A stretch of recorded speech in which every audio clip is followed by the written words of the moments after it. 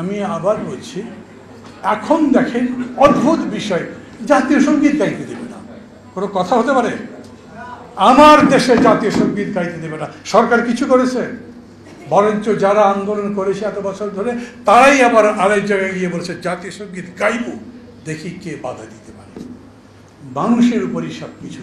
এই সরকার কি করেছে বলেন? আমি তো এখন পর্যন্ত দেখি না যে সরকার নিজে কোনো কাজ একটা করেছে।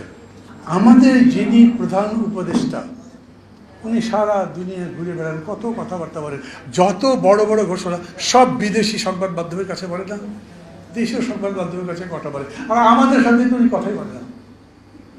আমি ওনার ছাত্র ছিলাম, খুব ভালো ছাত্র ছিলাম, মানে খুবই তার প্রিয় ছাত্র ছিলাম, সম্পর্ক অনেক ভালো ছিল।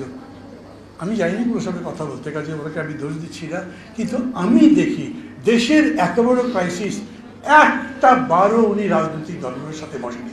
কখন বসেছে জানেন? 15ই আগস্ট কী করতে হবে, ইস্যু ভিত্তিক। পূজার সামনে কোনো গোলমাল লাগবে, ইস্যু ভিত্তিক। ওই যে আগরতলাতে আগুন লাগিয়ে দেওয়ার চেষ্টা করেছে আমাদের এমবেসিতে, ইস্যু ভিত্তিক। রাজনীতির প্রশ্নে এক জায়গাতেও বসেনি, শুধু বলছেন আমি সংস্কার করব যদি সবাই সম্মত হয়, একটা জাতীয় ঐক্যবদ্ধ গঠিত হয়। যদি ঐক্যবদ্ধ গঠিত না হয়, তখন কিন্তু বলেছেন একদম, যেদিন উনি ফ্রান্স থেকে ফিরে এসেছিলেন এয়ারপোর্টের মধ্যে বলেছেন আমার কথা যদি না শোনেন তাহলে আমি চলে যাব। আমি সব সময় ভয় থাকি কোন দিন যন্ত্রণায় অস্থির উনি চলে যান, বলবেন আমি তো আগেই বলেছিলাম চলে যাবো, তোমরা আমার কথা শুনবে না, কী বলবেন তখন? মানে এইরকম লোক কেন হবে? রাষ্ট্র যিনি চালাবেন তাকে আমি 10টা প্রশ্ন করতে পারবো, উনি 10টা প্রশ্নের জবাব দেবেন, তা যদি না থাকে তাহলে কীরকম করে চলবে?